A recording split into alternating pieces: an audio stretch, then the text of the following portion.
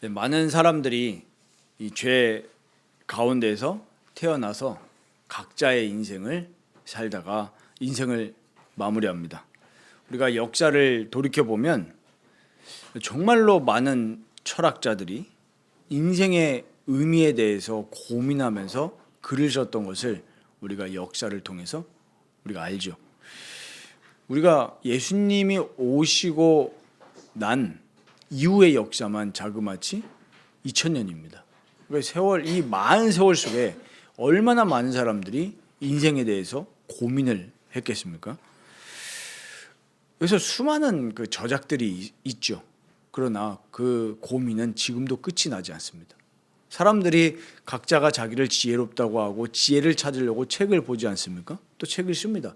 근데 그렇게 2000년 동안에 수많은 책들이 있었음에도 불구하고 사람들의 고민은 지금도 끝이 없거든요. 인간의 고통과 질병의 문제도 끝이 없다는 것을 우리는 보고 있습니다. 이제는 뭐 AI 시대가 왔는데 여전히 인간들의 고민은 끝나지 않습니다. 오히려 AI가 생겨서 더 사람들의 고민이 늘어난 것을 우리가 지금 보고 있지 않습니까? 이런 실존적인 문제를 앞에 두고 많은 사람들이 이제 종교의 필요를 두고 이야기를 합니다. 뭐 어떤 사람들은 종교가 너무나도 필요하다 이 시대에, 어떤 사람들은 더 종교가 필요 없어진다, 이런 각자의 생각을 가지고 다 사람들이 이야기를 하죠. 또 어떤 사람들은 필요 없다고 거기서 끝나는 게 아니라 아예 저주까지 하는 사람들도 있습니다. 기독교는 정말로 민폐인 종교다, 기독교는 쓸데기 없다, 이렇게 얘기하는 사람들도 많아요. 근데 그렇게 얘기하는 사람들조차도 막상 인생에 어려움이 닥치면 점치러 갑니다. 그런 게 인간이에요. 교회를 다니는 사람들도 많습니다. 전 세계적으로 보면은 우리가 기독교, 우리 한자의 이 그리스도의 한자 의미역이 이제 기독이지 않습니까? 그리스도교, 기독교 이렇게 할 때 그 범주에 넣는다면 전 세계에 기독교인들이 얼마나 많습니까? 우리 개혁교회뿐만 아니라 개신교뿐만 아니라 뭐 천주교, 뭐 우리가 성공회, 뭐 루터교, 뭐 이런 것까지 다 넣으면 교회에 다니는 사람들은 정말로 많습니다. 거의 많은 비중을 전 세계에서 차지하는데, 오늘 본문에 나온 유대인들도 자기들은 하나님을 믿는다고 그렇게 고백했고 하나님을 향해서 열심히 있던 사람들이었습니다. 그런데 예수님은 이 하나님을 믿는다고 하는 유대인들을 향해서 지적을 하시는 거예요. 그게 이제 오늘 본문입니다. 19절부터 오늘 저희가 29절까지 읽었는데 사실은 이 47절까지, 다음 주에 볼 47절까지 지금 유대인들에게 지적하시는 예수님의 말씀입니다. 오늘 이 본문을 통해서 우리가 이제 믿음을 점검해 봐야 되겠습니다. 오늘 본문 말씀은 예수님을 죽이고자 마음을 품었던 유대인들에게 예수님이 하신 말씀이거든요. 19절 보시면 그러므로 이렇게 예수님이 이 단어로 시작을 하십니다. 이 그러므로라고 하면은 그 앞에 절을 가지고 오는 얘기지 않습니까? 그 18절에 뭐라고 합니까? 유대인들이 이로 말미암아 더욱 예수를 죽이고자 하니 이는 안식일을 범할 뿐만 아니라 하나님을 자기의 친아버지라 하여 자기를 하나님과 동등으로 삼으심이로라. 이렇게 유대인들이 예수님을 죽이고자 마음 담았던 이유가 바로 예수님이 자기 자신을 하나님과 동등으로 삼았기 때문에 그러했다, 이렇게 얘기하고 있습니다. 그러니까 예수님이 말씀하신 내용이죠. 너네들이 이런 마음을 품고 있으니까 그러므로 말씀하신 거예요. 당연히 이 뒤에 나오는 내용은 뭐겠습니까? 자기 자신이 하나님과 동등하다, 하나님과 같은 분이다, 이것을 말씀하시는 내용이죠. 우리가 표면적으로는 이 본문이 굉장히 유명합니다. 요한복음 5장 24절 너무 잘 아시는 말씀이에요. 성경 암송 때마다 나오는 구절이죠. 죽음, 사망에서 생명으로 옮겼다. 근데 이 말씀이 어느 맥락에서 나온지 알면은 우리가 더 예수 그리스도에 대한 이해와 누림이 풍성해집니다. 우리가 좀 깊게 봐야 될 부분이 뭐냐면 도대체 유대인들이 지금 왜 이러는 거냐? 이거 생각해 보신 적 있습니까? 단순히 그냥 그리스도를 못 알아봤다, 우리 이렇게만 생각할 것이 아니라 도대체 유대인들의 무슨 마음이 유대인들을 계속 예수를 핍박하는 쪽으로 몰고 가느냐, 이걸 오늘 우리가 좀 살펴봐야 되겠습니다. 유대인들의 신과는 무슨 신관입니까? 유일신. 한 분 하나님. 그 자체만 보면 굉장히 좋아 보이죠. 그러나 그렇지 않습니다. 이 여호와 하나님, 유일하신 하나님을 굉장히 사랑하고 경외해요. 어떤 면에서는 열심은 정말 특출납니다. 우리보다 열심이 훨씬 높은 사람들이고 수준도 훨씬 높은 사람들이 유대인입니다. 우리가 유대인들을 그냥 함부로 그냥 생각할 그런 사람들은 아니에요. 사실은 엄청난 사람들이에요. 그런데 이 예수라는 작자가 갑자기 등장해서 기적을 베풀고 다니고 사람들을 끌고 다닙니다. 그러면서 이 예수라는 청년이 자기를 하나님하고 동일시하니까 유대인들이 봤을 때는 어떻겠습니까? 지금 말도 안 되는 장면이거든요. 자기가 뭔데 우리 모세의 하나님, 아브라함의 하나님, 다윗의 하나님을 자기 마음대로 자기 아버지라고 하느냐? 우리 뒤에서 가서 얘기하겠지만 아브라함이 내가 올 것을 기다렸다 이러니까 이제 더 열받는 거예요. 그렇지 않겠습니까? 이 예수님은 정말 이들이 생각했을 때 가치도 없는 베들레헴에서 태어나셨고 육신적으로 봤을 때 하찮아요. 목수의 아들입니다. 뭐 제사장 그룹 이런 엘리트 그룹이 아니에요. 그랬던 사람이 성전 청소하면서 성전 뒤엎고 뭐 이러니까 열받을 수밖에 없지 않겠습니까? 그런데 여기서 우리가 생각해 봐야 될 것은 유대인들이 자기가 생각하는 하나님의 이미지가 있잖아요. 어떻습니까? 굉장히 존엄하시고 영광 속에 계시면서 이 유대인들은 하나님의 얼굴, 하나님의 목소리만 들어도 내가 죽었구나 이렇게 믿는 사람들이에요. 아브라함의 하나님, 다윗의 하나님, 야곱의 하나님, 이 하나님을 얼마나 경이롭게 생각을 했겠습니까?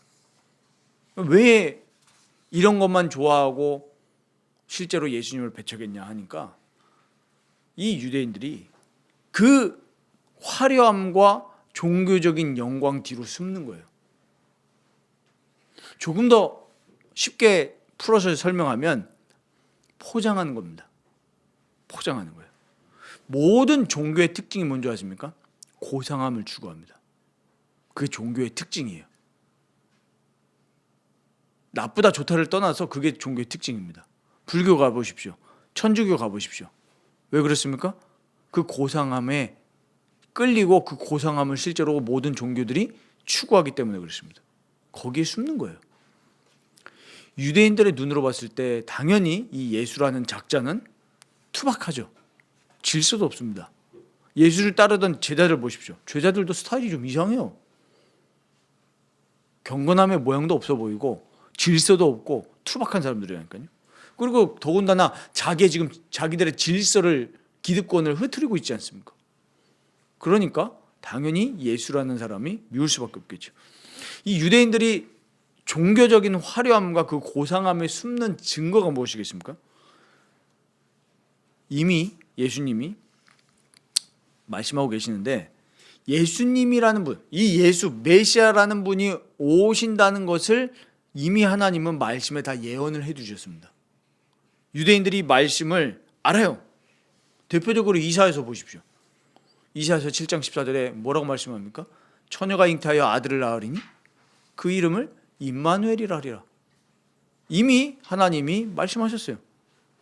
이사야서 9장 6절에도 마찬가지고 이사야서 53장에는 특히 그 예수님이 어떤 분이시고 죽으시고 고난당하시고 죽으실 것까지 다 예언을 하셨단 말입니다. 미가서 5장 2절에도 분명히 말씀하고 있죠. 예수 그리스도의 오심, 고난, 죽으심, 부활까지 이미 하나님은 이 구약의 말씀을 통해서 다 예언을 해두셨습니다. 그러니까 예수님은 이 유대인들의 상태를 5장 46절에서 지적하시죠. 너희가 모세를 믿었더라면, 이 모세를 믿었다는 게 무슨 말씀입니까? 이 구약의 말씀, 너희들이 그렇게 좋아하는 이 토라, 이 말씀을 너네가 진짜 믿었더라면 나를 믿었을 것이다. 왜? 이는 그가 내게 대하여 기록하였습니다. 그러니까 결국에 무엇입니까? 이 성경 66권은 예수 그리스도에 대해서 얘기하는 거예요. 특히 예수님 말씀하시는 것처럼 이 모세오경, 유대인들이 그렇게 신성시하게 여기는 그 토라의 모세오경이 무엇을 얘기하는 것이냐? 나에 대해서 얘기하는 것이다. 분명히 이렇게 말씀하시죠. 그러니까 유대인들은 하나님의 말씀을 진정으로 받아들이는 게 아니라 어디에 숨어 있는 거예요? 종교적인 고상함과 그 화려함 뒤에 숨어 있는 거예요. 실제로 예수님을 발견하기 원하지 않아요.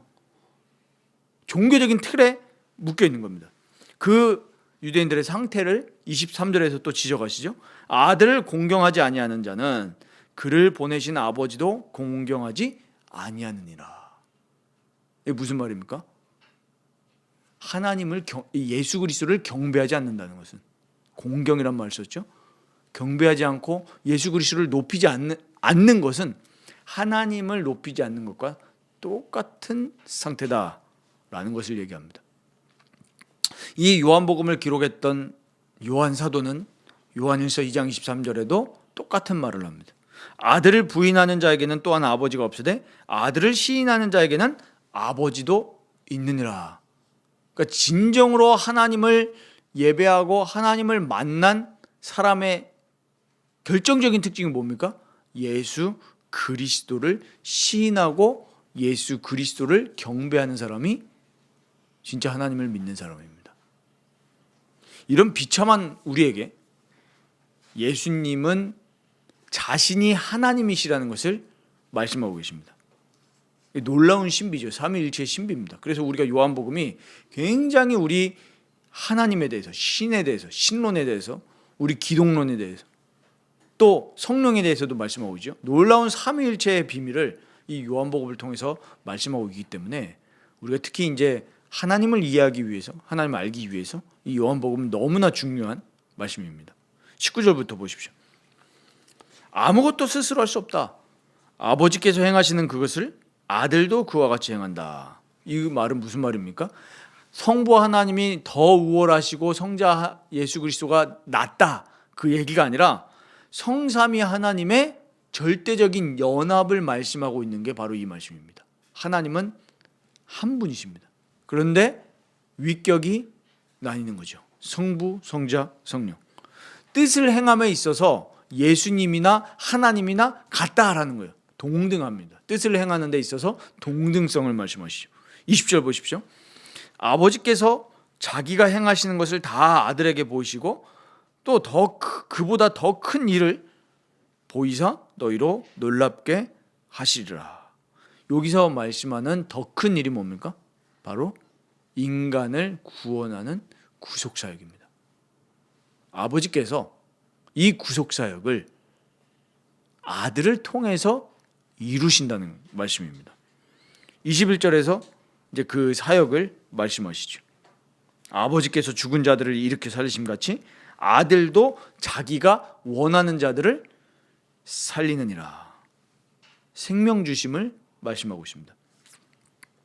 이 인간을 구원하는 하나님의 주권적 사역에 있어서 성부 하나님과 성자 예수님과 동등함을 말씀하고 있는 겁니다. 이 말씀의 내용이 뭡니까? 바로 예수님이 단순히 인간이 아니라 하나님이시다.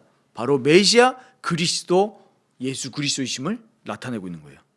이게 굉장히 중요하죠. 예수님이 인성을 입으셨지만 우리를 창조하신 하나님이고 우리를 죄에서 구원하실 참 하나님을 지금 나타내고 있는 겁니다. 굉장히 중요한 복음의 내용이에요.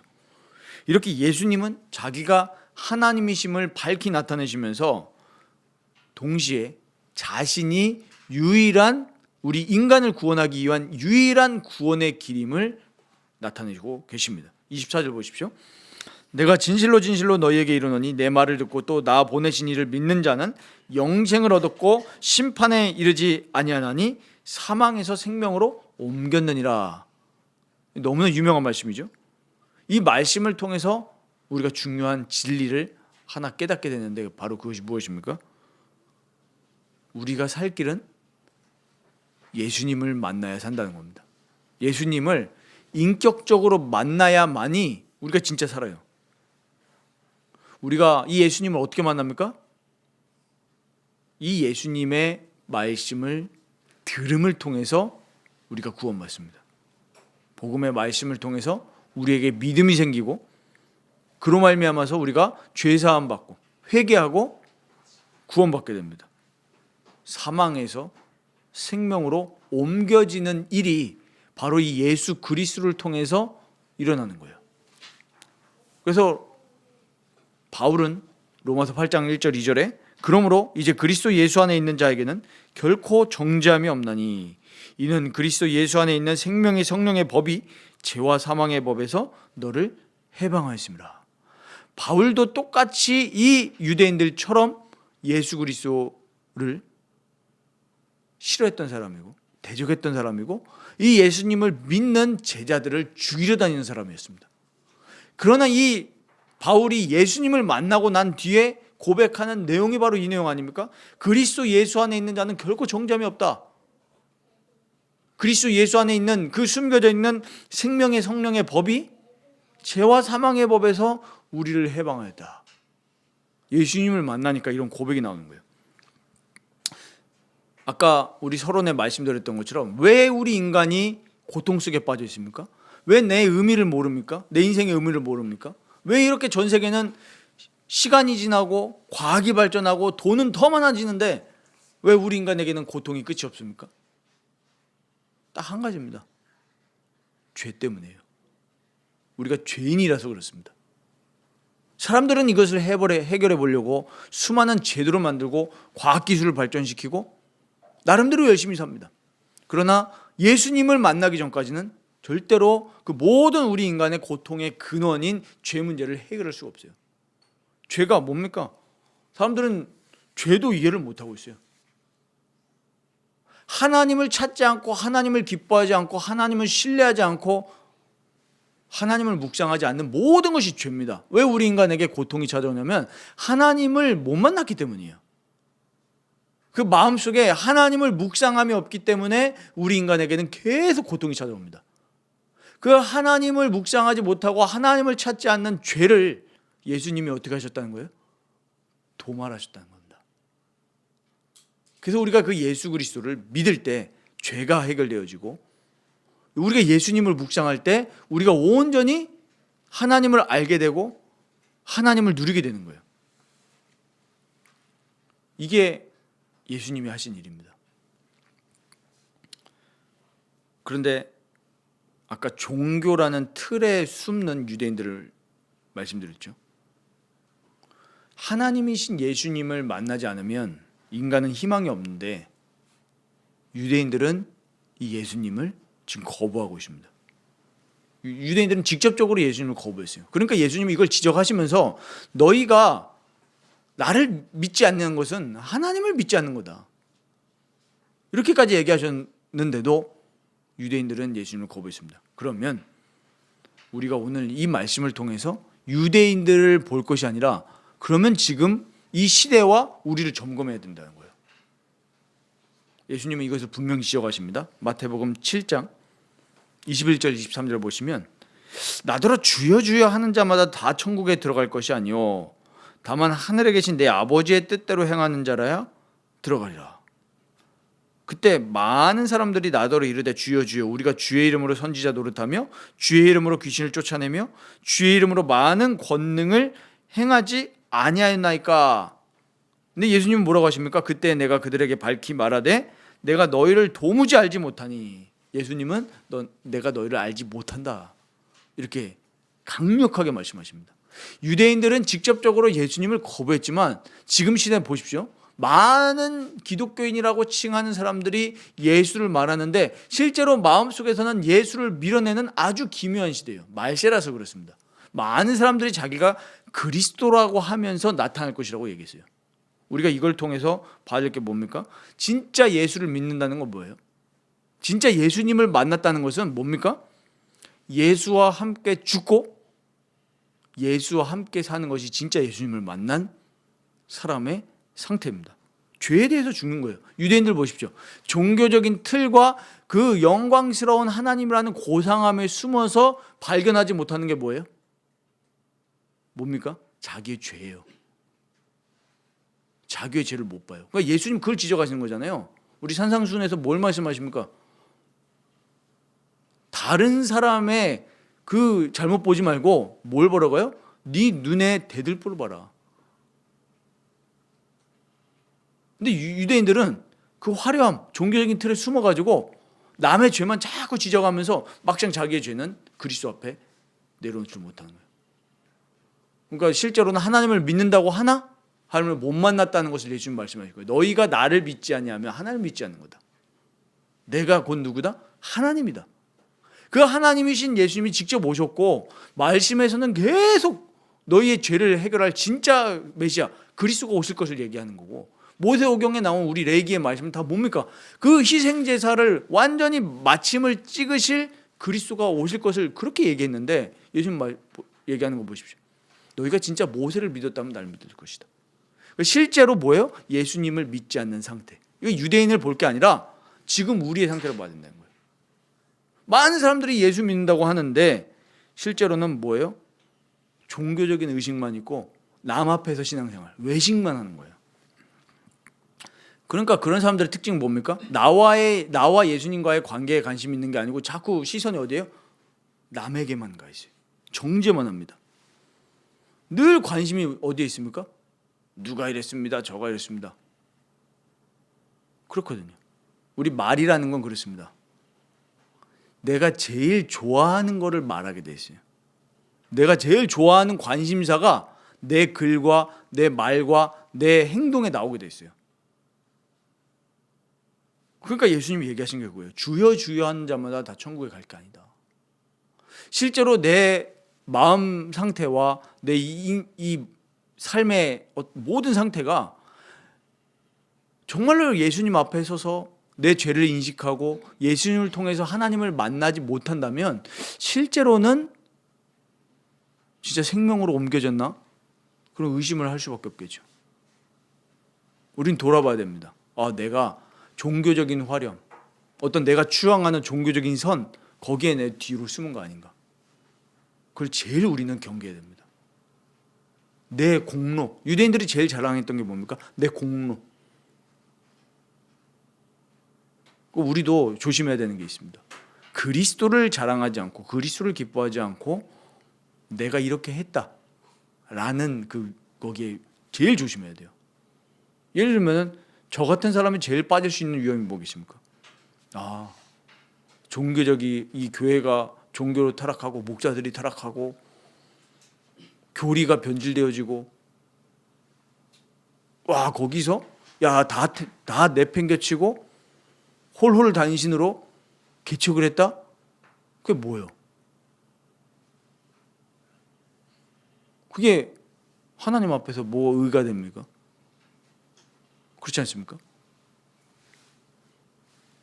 또 사람들은 내가 진짜 이 어떤 뭐랄까요, 성경을 읽지 않고 타락하는 이 한국교회를 떠나가지고 내가 성경을 읽고 그러면서 교회도 안 가면서 성경을 읽으면서 내가 나름대로 지금 개혁을 추구한다. 제가 지난주에 어이없는 영상 하나 봤거든요. 어떤 한 유명한 분인데 저는 그분이 자기를 개혁주의자라고 소개하길래 깜짝 일단 첫 번째 놀랐고, 자기는 개혁주의적 장로교인이라고 하길래 또 두 번 놀랐고, 근데 실제로는 정말로 예수 그리스도 앞에서 내 죄를 고백하고 그런 신앙이 아니라 종교적인 틀에 숨는 신앙이거든요. 실제로는 실제로 예수님과의 나와의 관계, 그게 되어지지 않으면 실제로는 종교인에 불과한 겁니다.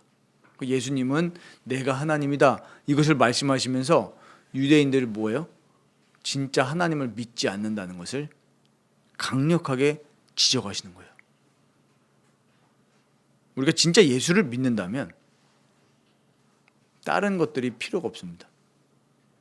교회당이 화려하고 사람이 몇 명 모이고 내가 뭐 이렇게 살고 저렇게 살고 뭐 이렇게 복을 받았다 뭐 어려움 겪었다 그게 상관없어질 만큼 진짜 예수님과의 인격적인 관계가 되어집니다. 예수님을 만나면 예수님을 통해서 하나님을 만나게 되면 그 하나님의 영광이 사로잡히면 뭐가 첫 번째로 발견되어지냐면 내가 정말 처참한 죄인이구나. 예수 그리스도가 아니면 안 되는구나. 이게 발견되어지니까 달라져요, 인생이. 근데 많은 사람들이 교회는 다닌다고 하고 하나님 믿는다고 하나 늘 어디에 빠져 있습니까? 종교적인 행위와 그 종교적인 화려함, 어떤 사람들은 직분, 어떤 사람들은 봉사, 어떤 사람들은 전도, 심지어 어떤 사람들은 개혁주의라는 타이틀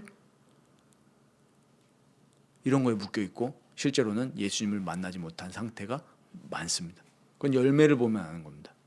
그래서 오늘 이 본문을 통해서 우리 하나님이 우리에게 말씀하시는 것은 간단합니다. 뭡니까? 진짜 예수 믿으라는 겁니다. 예수 안에 있으라 이 얘기입니다. 되게 간단한 얘기잖아요. 예수 믿으라. 되게 간단한 얘기인데 실제로 예수를 안 믿습니다. 오늘 25절 보십시오. 진실로 진실로 너희에게 이르노니 죽은 자들이 하나님의 아들의 음성을 들을 때가 오노니 곧 이때라. 듣는 자는 살아나리라. 무슨 말씀입니까?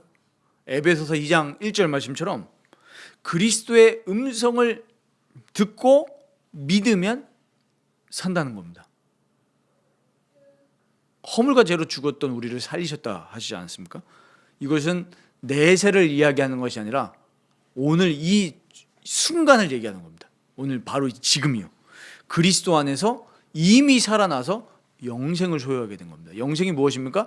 하나님과 예수 그리스도를 아는 것이 영생입니다.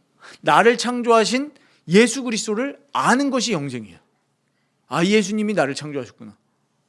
근데 많은 사람들은 예수님 얘기하면 거품을 뭅니다. 그게 왜 그래요? 죄인이라서 그래요. 예수님을 알아볼 수 있는 상태가 아니에요. 그래서 우리는 하나님이신 예수님의 음성을 들어야 될 줄 믿습니다. 그래서 우리 사랑하는 성도님들이 늘 하셔야 될 게 뭐냐면 늘 예수 그리스도를 묵상하셔야 됩니다. 그리스도를 묵상하는 겁니다. 말로만 그리스도가 아니라 실제로 그리스도와 인격적인 관계를 맺는 것이 바로 그리스도를 묵상하는 거예요. 근데 내 삶에 하나님의 말씀을 묵상함이 없고 그리스도와 교제하는 것이 없다면 우리는 유대인들의 상태하고 똑같은 거예요. 예수님 즐거워하지 않잖아요. 예수님이 기준이 아니잖아요. 그럼 뭐예요? 그냥 종교인이에요. 목사들 중에도 그런 사람 많을 겁니다. 뭐예요? 종교인이에요. 실제로 예수에 관심이 없어요. 예수에 관심이 있으면 예수 믿는 사람의 열매가 계속 삶에서 맺히게 되잖아요. 그게 성화 아닙니까? 갈라디아서 2장 20절 말씀처럼 내 어떤 육신의 소욕, 세상 사랑하는 그런 모든 것들이 정말 처참하다는 걸 인식하고 십자가 앞에 나가서 죽이고 그게 예수 믿는 거잖아요. 예수가 왜 오셨습니까? 우리의 죄를 사러 오셨는데 아직도 죄를 사랑하고 죄를 거한다면 실제로 예수 믿는 게 아니잖아요. 그래서 우리는 예수를 깊이 묵상해야 됩니다. 그래서 히브리서 3장 1절에 그러므로 함께 하늘의 부르심을 받은 거룩한 형제들아 우리가 믿는 도리의 사도이시며 대제사장이신 예수를 깊이 생각하라. 대제사장이신 예수 그리스도입니다. 우리의 죄를 사하셨고 우리를 위해서 지금도 중보하시는 제사장입니다. 이 예수님을 깊이 묵상하시기 바랍니다. 많은 사람들은 이 예수님의 음성을 듣지 않고 교회 안에만 머물러 있습니다. 그 첫 번째 증거가 뭡니까? 바로 율법주의입니다. 그 예수님의 음성을 듣지 않는다는 증거예요. 율법주의 뭡니까? 쉽게 말하면 그냥 열심히 행해보고자 하는 거예요. 유대인들이었죠. 결단도 합니다. 어떤 결단이요? 나 좀 시장생활 잘해보겠다. 이번 이제 사순절 기간이니까 저희 교회는 사순절 지키지 않지만 사순절이니까 40일 특세를 도전하겠다. 그리고 내가 이번 한 해에는 성경도 통독해 볼 거야. 열심히 결단해보죠. 하지만 결과는 어떻습니까? 안 돼요. 왜 그랬습니까? 예수님의 음성에 귀 기울이지 않기 때문에 그렇습니다. 말은 예수인데 실제로 예수님의 음성에는 귀 기울이지 않는 상태예요. 그게 율법주의입니다. 늘 기준과 행동의 원동력이 뭐예요? 내 마음이잖아요. 내 마음은 나를 의로 이끌 수가 없습니다. 그리스도의 능력만이 나를 의의 길로 이끄는데 그리스도를 의지하지 않고 내 마음대로 하니까 안 되는 거예요. 많은 사람들이 이 시대의 문제가 중독의 문제다. 결국 죄지 않습니까?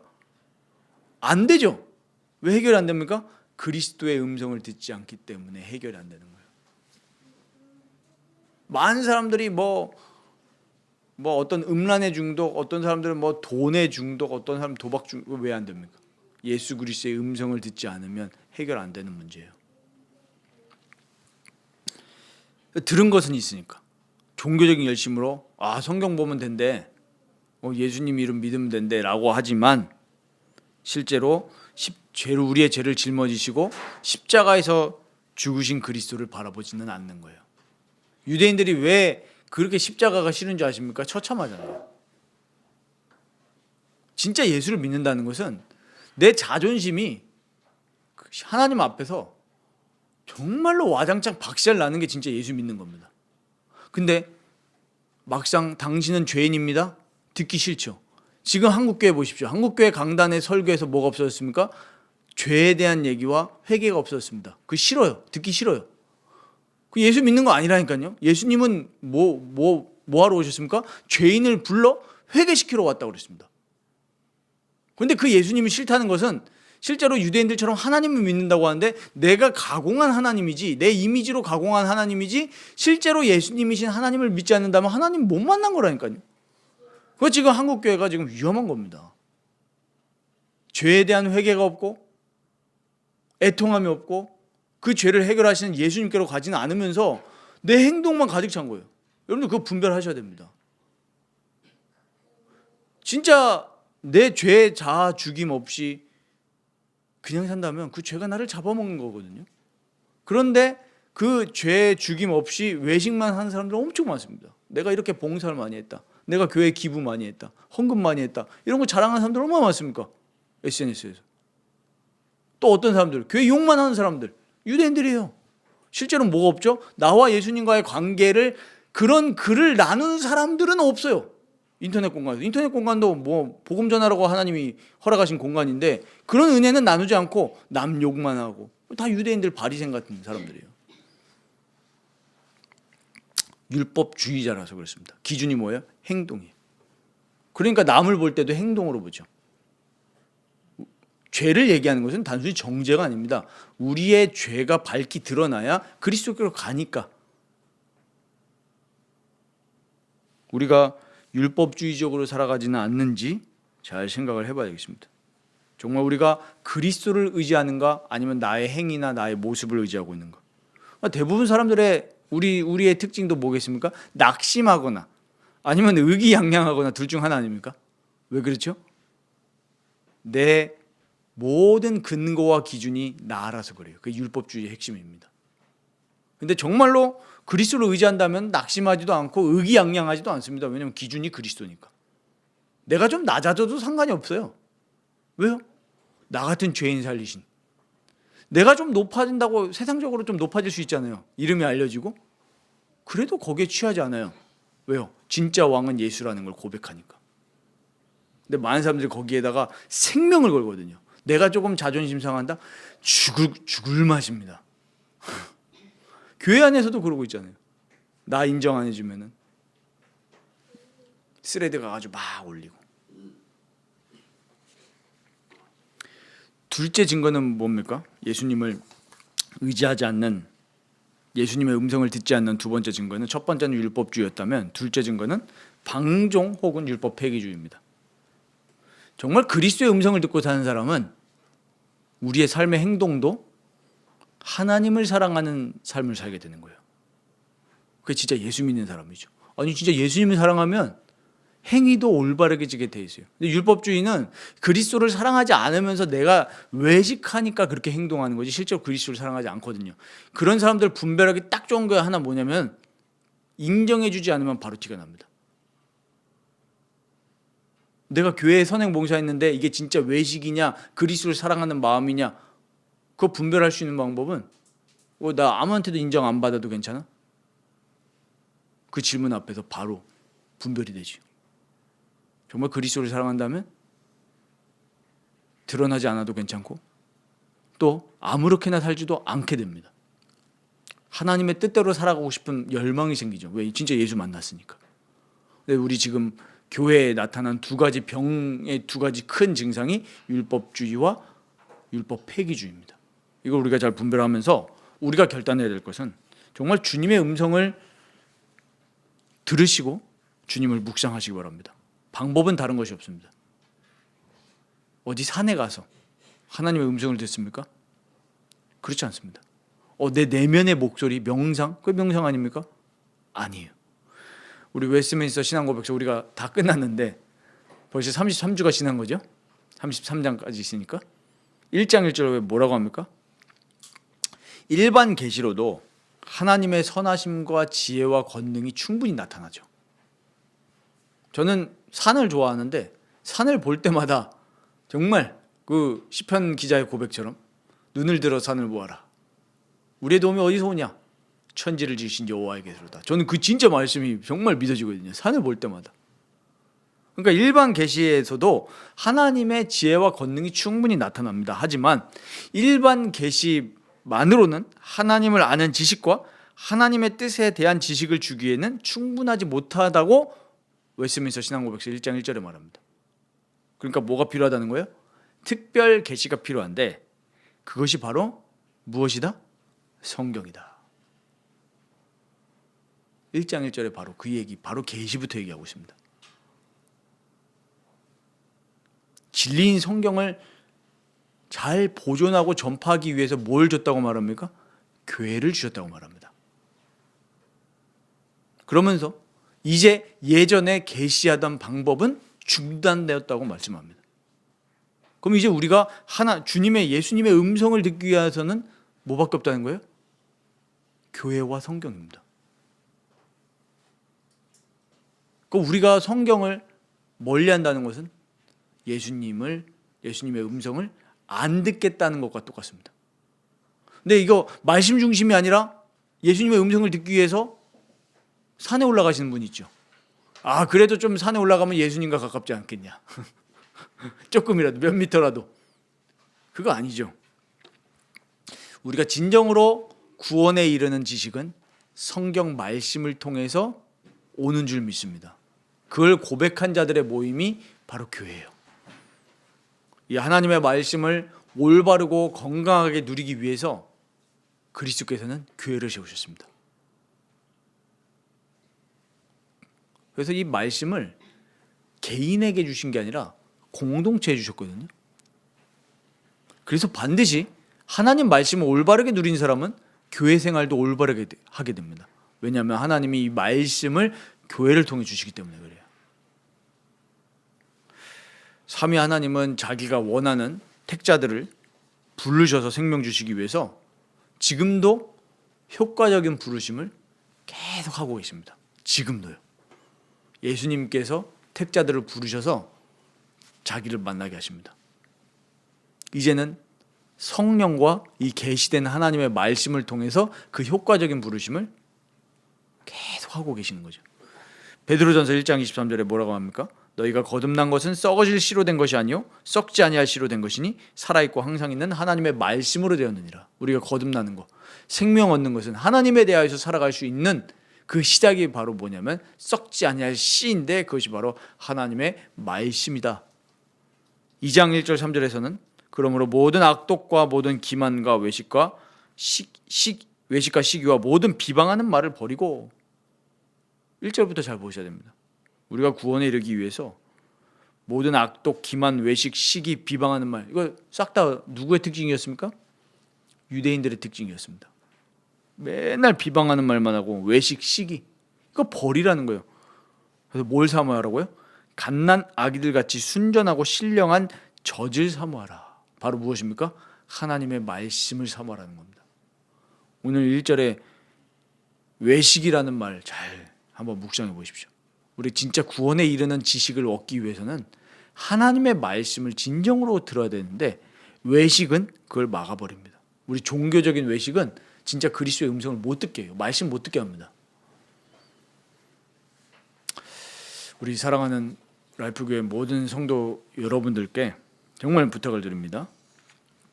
우리가 예수님이 하나님이라는 것을 아는 지식에만 머물지 마시기를 바랍니다. 예수님을 진정으로 우리가 아는 지식이 있다면 늘 예수 그리스도의 말씀을 묵상하시길 바랍니다. 그리고 묵상하는 가운데 예수님의 음성을 들으시기 바랍니다. 그게 성령께서 일하시는 방식이에요. 이것이 묵상이죠. 우리가 묵상할 때 내가 어떻게 살아야 되는지, 어떻게 생각해야 되는지, 또 우리가 어떻게 말해야 되는지 그를 말씀을 통해서 다 깨닫게 하시고 그리스도의 능력을 통해서 우리를 교화시키십니다. 죄인을 거룩하게 교화시키신다니까요. 그게 말씀의 힘이고 그것이 교회를 통해서 하나님이 하시는 일입니다. 성령님은 우리를 말씀이신 그리스도께로 인도하십니다. 그래서 이번 한 주간뿐만 아니라 우리의 천국 가는 그날까지 정말 하나님이신 예수님, 우리에게 생명 주시러 오신 그 예수님의 음성을 듣고 예수님과 교제하시는 복된 삶이 되시기를 주님의 이름으로 축원드립니다.